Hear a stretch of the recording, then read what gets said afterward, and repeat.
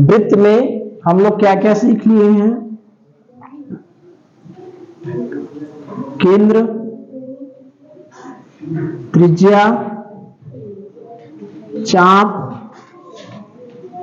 जीवा, अर्धवृत्त, अर्धवृत्त, दीर्घ चाप, लघु चाप,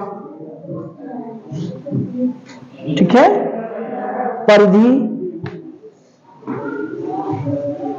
परिधि, इतना चीजें हम लोग सीख लिए हैं। ठीक है, तो अब हम इसी के प्रश्न उत्तर को देखेंगे।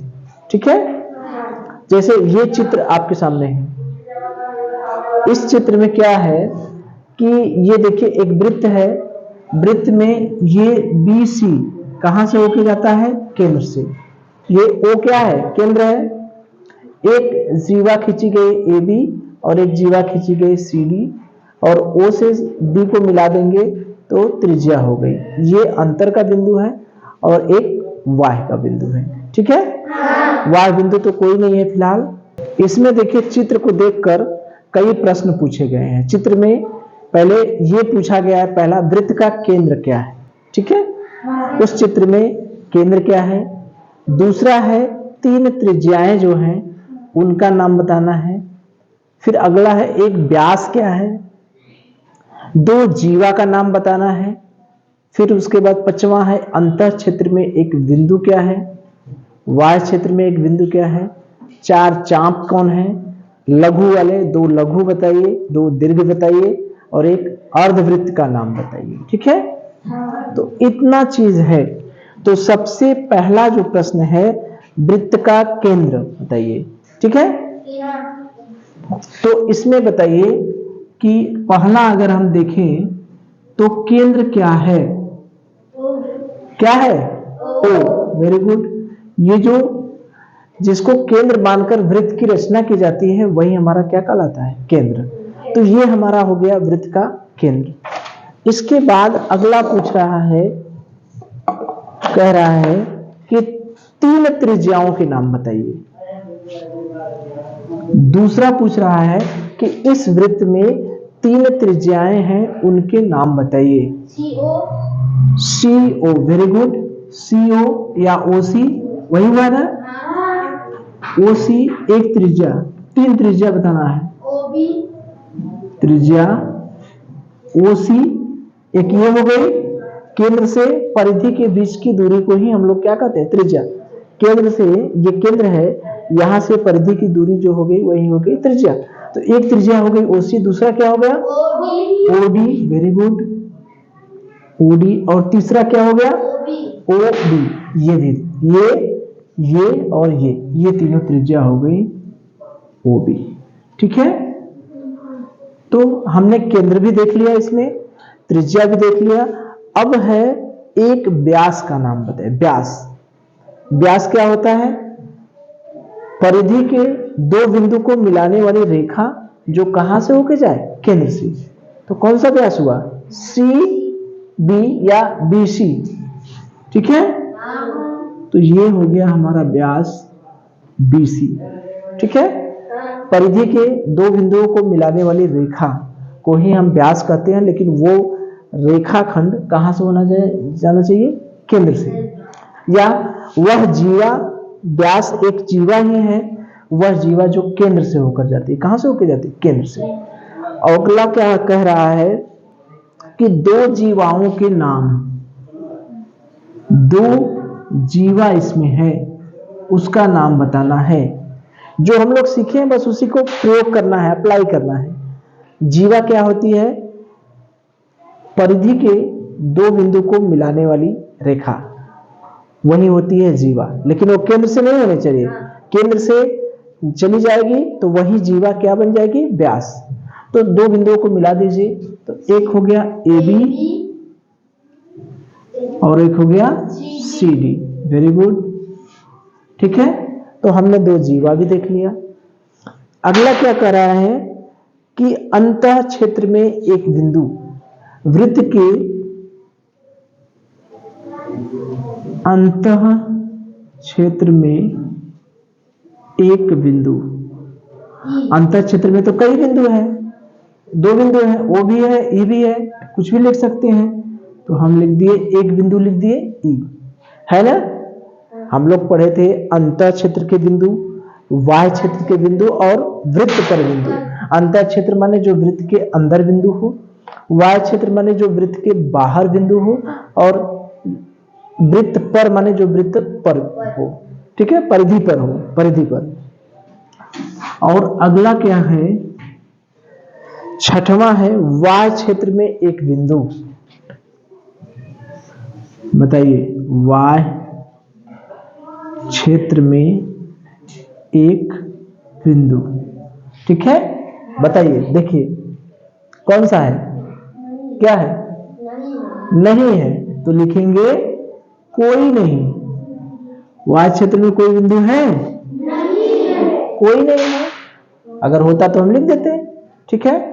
अगर इसी में एक सवाल बना दें हम, वृत्त पर स्थित बिंदु, तो वृत्त पर कौन कौन बिंदु पड़ेंगे, सी, डी, बी, ए, ठीक है। ये है नहीं प्रश्न, लेकिन वृत्त पर स्थित बिंदु हमसे पूछता तो ए, बी, डी, सी कुछ भी हो जाता। आगे कह रहा है 4 चाप, छठवां कह रहा है 4 चाप बताना है, ठीक है। वो चाप कौन कौन होंगे, 2 लघु 2 दीर्घ, 2 लघु 2 दीर्घ, ठीक है। अब लघु चाप, चाप देखिए हमने बताया था कि वृत्त का केंद्र है। चाप का मतलब एक वृत्त का एक भाग, एक टुकड़ा, जैसे ए बी हो गया, इसका मतलब ये चाप हो गया ए बी, है ना। लघु चाप और दीर्घ चाप, अगर कोई जीवा वृत्त को 2 भागों में काट देती है, एक भाग छोटा टुकड़ा कहलाता है लघु, अब बड़ा टुकड़ा क्या कहलाता है, दीर्घ। यही ना था, याद करिए। हमने इस जीवा द्वारा इसके 2 भाग कर दिए, ए और बी 2 भाग कर दिए। ये जो छोटा वाला टुकड़ा है वो क्या कहला है, लघु, यही ना है। और जो बड़ा वाला था उसका क्या नाम हो गया, दीर्घ। अब इसका नाम लिखना है, मान लीजिए ई, यहाँ ई हो गया, बी हो गया। चूंकि लघु और दीर्घ चाप भी हम लोग सीखे हैं, तो अब देखिए इसका नाम हमें लिखना है, ठीक है। तो अगर हम इस जीवा को पकड़े, इस जीवा को, ठीक है, सीडी जीवा को, ठीक है, सीडी जीवा क्या कर बनाती है, एक लघु चाप बना रही है और एक दीर्घ चाप बना रही है कि नहीं, बना रही है। तो ये लघु चाप जो बनेगा सीडी जीवा द्वारा, ये क्या होगा, C H D, C H D, ये लघु चाप हो गया ना। और दीर्घ चाप पूरा बनेगा, दीर्घ चाप क्या बनेगा, ये पूरा सी ए डी बन जाएगा, पूरा ऊपर वाला सी ए डी, ये पूरा ऊपर वाला भाग क्या होगा, दीर्घ चाप, और ये वाला क्या हो गया, लघु चाप हो गया। अब ये सीडी जीवा द्वारा बना। अगर हम ए बी जीवा लें, तब ए बी जीवा द्वारा, ए बी जीवा क्या बनाएगी, यहां पर कोई बिंदु हमने मान लिया, नहीं माने, मान लीजिए यहां पर कोई बिंदु हो गया एच आई, ठीक है, ठीक है। तो A H A I B लघु चाप हो गया, लघु चाप हो गया ए आई बी, और दीर्घ चाप हो गया ये लघु ए आई बी, ए सी बी हो गया, ए सी बी, ये हो गया। तो कोई भी नाम ले सकते हैं आप। ये सीडी जीवा द्वारा ये वाला एक छोटा सा चाप बना, और पूरा ऊपर का जो चाप बना वो बड़ा सा चाप बना। इस जीवा द्वारा, ए बी जीवा द्वारा ऊपर वाला एक छोटा चाप बना और नीचे का बड़ा चाप बना। नाम लिखने के लिए 3 नाम ले लीजिए, ए आई एच, जैसे लघु चाप है, ए बी द्वारा लघु चाप, तो ये लिख दिए ए बी ऊपर वाला भाग। नीचे वाला भाग 3 ठो नाम लिख दीजिए, ए सी बी लिख दीजिए, ए सी बी हो गया। या आप लिख सकते हैं ए डी बी, ये भी लिख सकते हैं, तब भी तो यही चपवा होगा। ठीक है, तो ये 4 चाप हो गए, 2 लघु और एक दीर्घ। अगला क्या है, एक अर्धवृत्त का नाम। एक 7वां है, एक अर्धवृत्त का नाम। अर्धवृत्त का नाम। अर्धवृत्त क्या होता है, जीवा, जब वृत्त की जीवा उसे 2 बराबर भागों में काट देती है तो दोनों भाग अर्धवृत्त कहलाते हैं, यही ना होता है। तो व्यास हमारा क्या है, वृत्त का व्यास उसे 2 बराबर भागों में काट देता है, तो यही सीडी द्वारा बना, ये भी अर्धवृत्त है, इधर का भी अर्धवृत्त है। तो नाम में लिख दीजिए किसका, इसका बी ए सी, बी ए सी, या इधर से भी कर सकते हैं बी डी सी, दोनों है, दोनों अर्धवृत्त है ना। ऊपर वाला भी है, जैसे ये है वृत्त, मान लीजिए ये जीवा है बी सी, इधर है ए और इधर है डी, तो ये दोनों तो अर्धवृत्त हुआ ना। ये भी अर्धवृत्त है, ये भी अर्धवृत्त है, तो दोनों अर्धवृत्त का नाम लिख दीजिए। ए बी ए सी इधर वाले का नाम हो गया, बी डी सी इधर वाले का नाम होगा, लेकिन हमको एक का लिखना है तो चाहे जौन लिख दीजिए। ठीक है, तो देखिए हमें केंद्र, इस चित्र में केंद्र पता करना था, केंद्र हो गया O, त्रिज्या पता करनी थी OA OC OD और OB हो गया। व्यास क्या हो गया, जो दोनों वृत्त को आधे आधे में काट देता है, यानी ऐसी जीवा जो केंद्र से होकर जाती है, ये BC हो गया। अंतर क्षेत्र में E बिंदु, Y क्षेत्र में कोई बिंदु नहीं है। 4 चाप को हमने देख लिया। ये CD जीवा जो है 2 चाप बना रही है, एक छोटा वाला नीचे है और बड़ा वाला ऊपर है।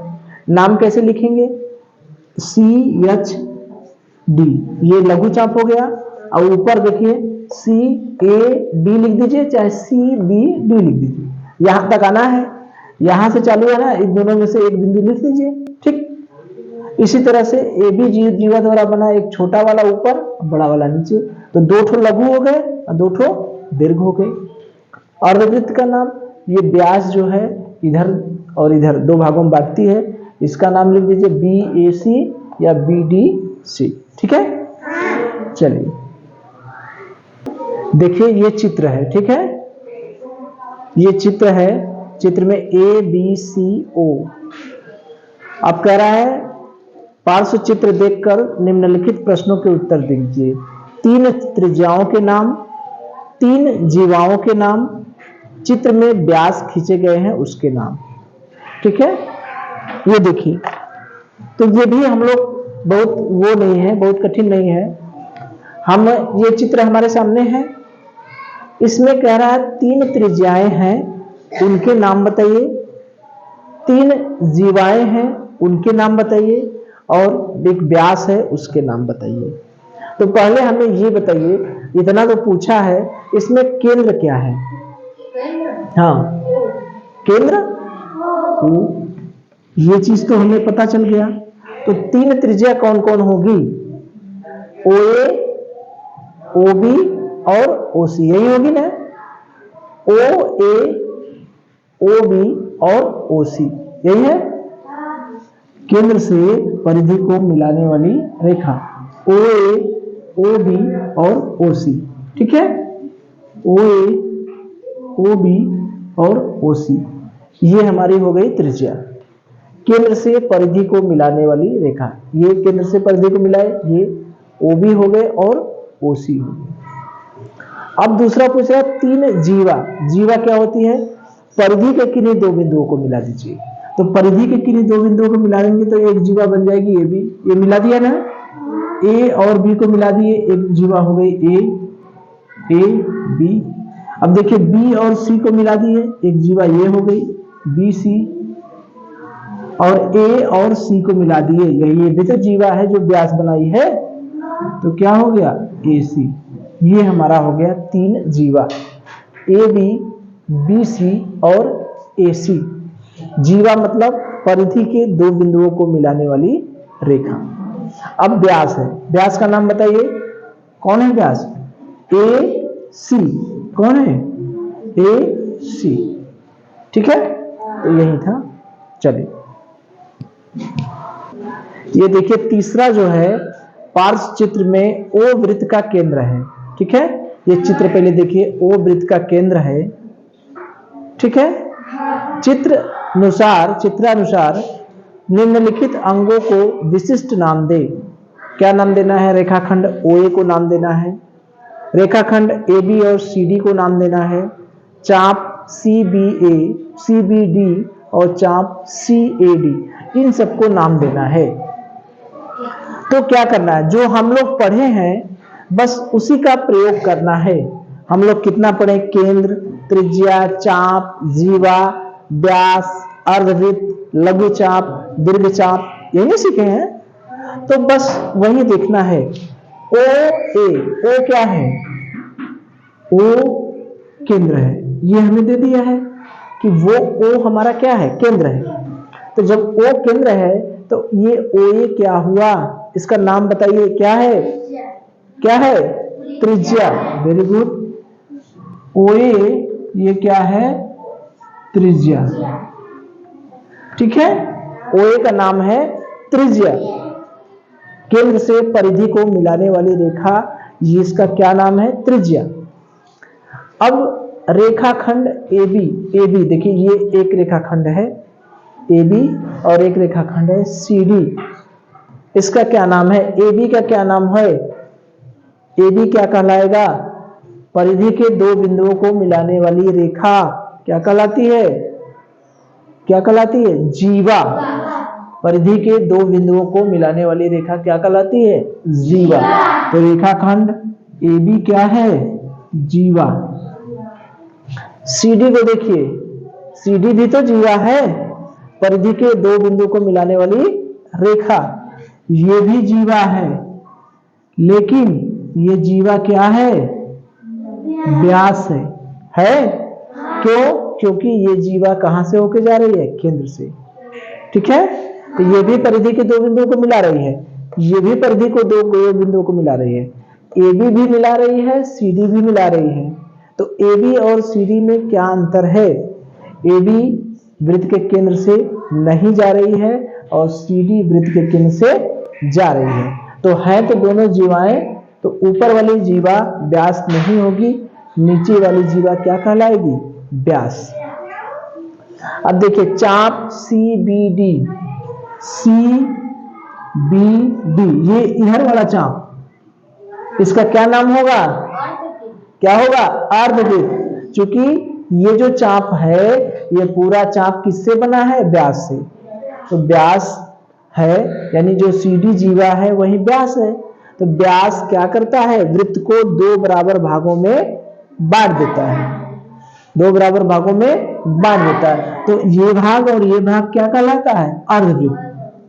तो चाप सी डी क्या का सी बी डी क्या कहलाएगा? अर्धवृत्त। ठीक। अब चाप सी ए डी ये क्या कहलाएगा? सी ए डी, ये वाला चाप, ये भी क्या कहलाएगा? अर्धवृत्त। यानी दोनों हमारे क्या हैं? अर्धवृत्त हैं। ठीक है, बात समझ में आ गई? इसी में हम एक नया चीज बढ़ा दें, चाहे तो पूछ सकते हैं, इतना तो आपकी बुक में दिया है। ठीक, अब हम चाहें तो इसमें एक कॉलम, दो कॉलम बढ़ा दे, लघु चाप, लघु चाप और दीर्घ चाप। बता सकते हैं कि नहीं? ए बी जीवा वाला तो चाप बना है, ए सी बी, ये क्या कहलाएगा? लघु चाप। और ये जो बड़का बना है ए डी बी, ये क्या कहलाएगा? दीर्घ चाप हो जाएगा। और कुछ? अंतः क्षेत्र। हाँ, वेरी गुड। देखिए अंतः क्षेत्र के बिंदु, अंतः क्षेत्र के बिंदु कौन है? ओ। ठीक है, y क्षेत्र में कौन बिंदु है? कोई नहीं। y क्षेत्र में कोई बिंदु है नहीं। एक चीज और कर सकते हैं, वृत्त पर बिंदु। वृत्त पर कौन कौन बिंदु है? ए सी बी डी, ए सी बी डी। ठीक है, तो क्या देखिए हम लोग जो पढ़े हैं उसी का प्रयोग हो रहा है।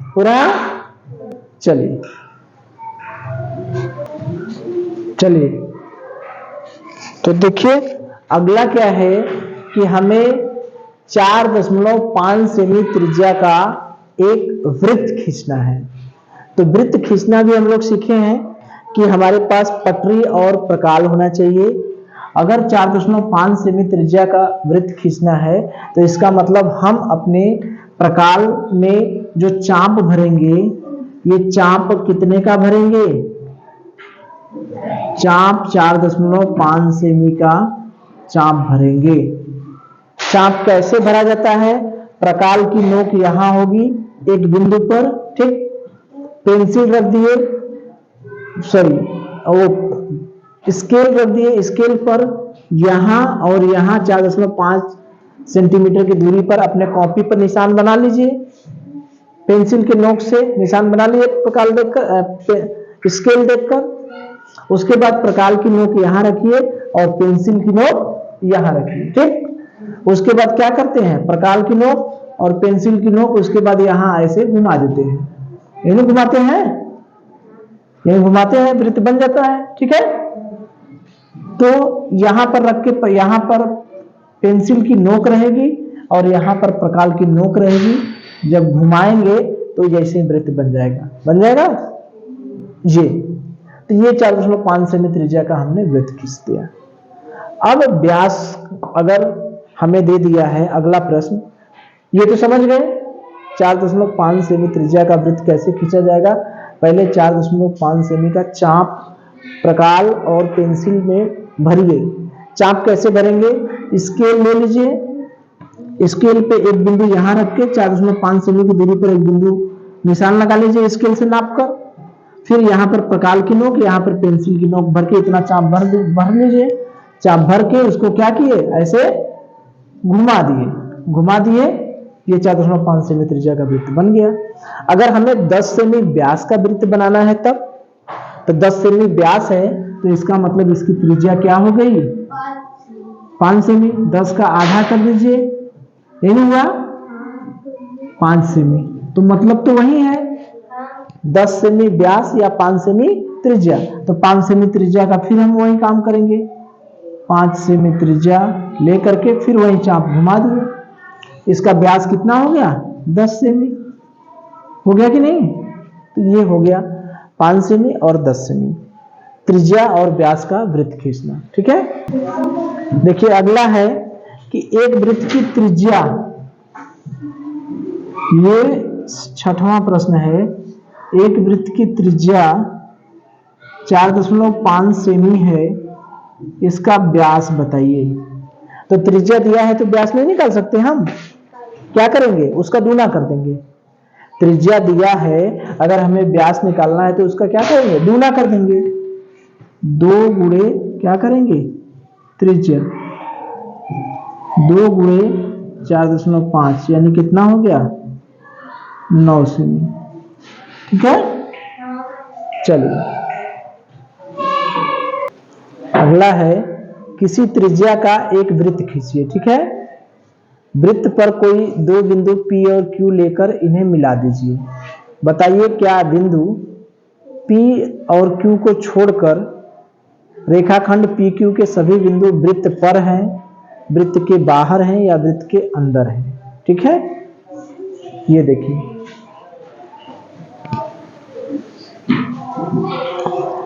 किसी त्रिज्या का एक वृत्त खींचिए, ठीक है। हमने एक वृत्त खींच लिया।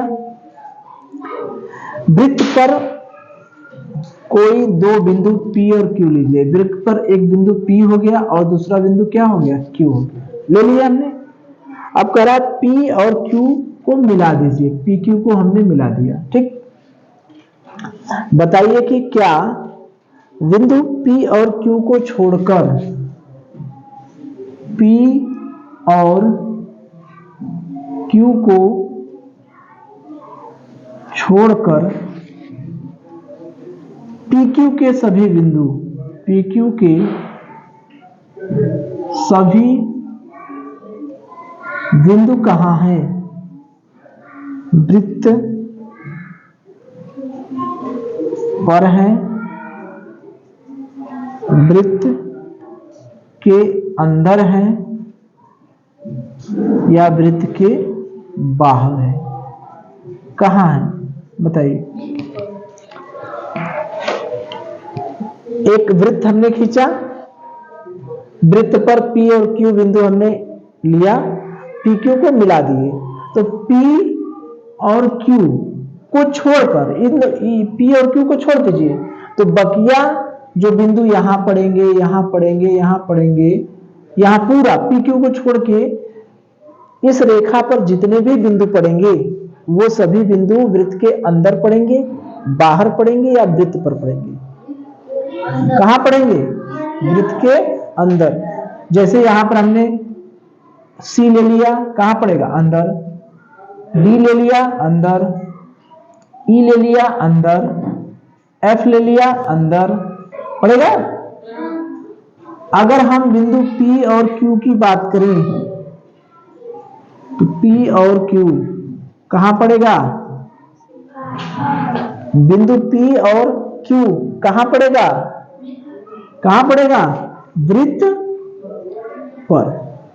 P तो वृत्त पर है ना, Q भी वृत्त पर है, लेकिन PQ को छोड़ के जितना बिंदु है वो सब कहां है? वृत्त के अंदर है। ठीक है, चलिए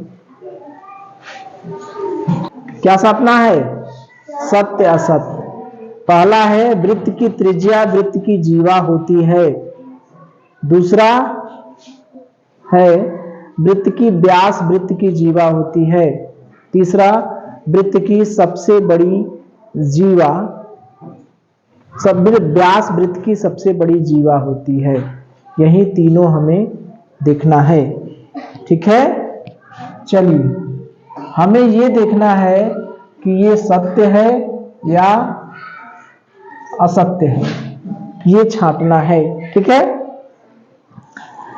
पहला क्या है? वृत्त की त्रिज्या। ये जो वृत्त की त्रिज्या है वह जीवा होती है। यह सत्य है या असत्य है बताइए। जो त्रिज्या है, मान लीजिए त्रिज्या क्या होती है? यही है वो। ये जो त्रिज्या है यह जीवा होती है। सत्य है? क्या है? असत्य है।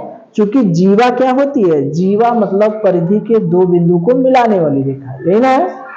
तो त्रिज्या कभी भी परिधि के दो बिंदु को मिला रही है। जीवा क्या, त्रिज्या क्या है? केंद्र से परिधि के बीच की दूरी। तो ये त्रिज्या जीवा होती है। यह सत्य है कि असत्य? क्या है? असत्य है। ठीक है, दूसरा हमसे कह रहा है कि वृत्त का व्यास वृत्त की जीवा होती है। जो व्यास होता है, ये जो व्यास होता है वह जीवा होता है।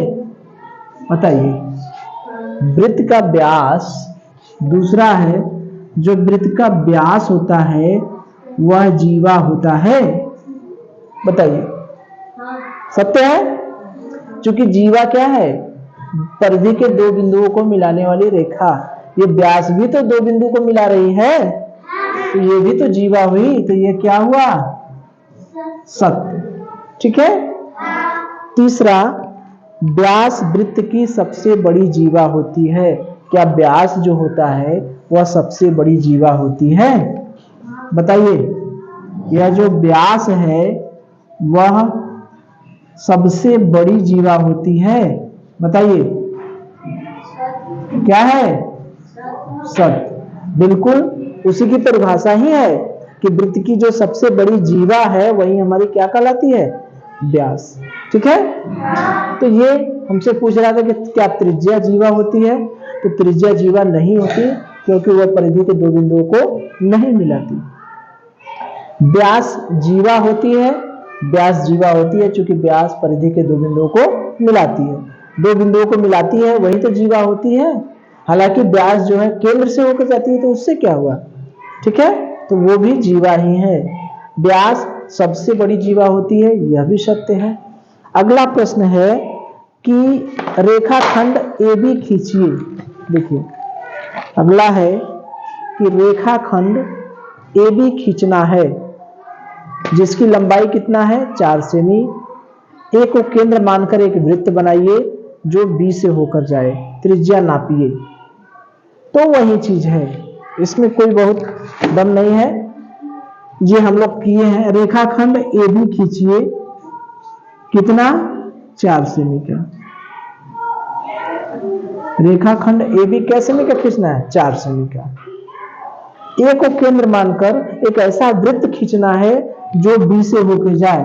तो ए से केंद्र मानकर जब B से होकर जाने वाला वृत्त खींचेंगे तो यही तो हमारी त्रिज्या बन जाएगी, नहीं बनेगी क्या? यानी 4 सेमी त्रिज्या का वृत्त खींच दीजिए। तो 4 सेमी त्रिज्या का वृत्त खींचना तो हम लोग जान रहे हैं, ठीक है।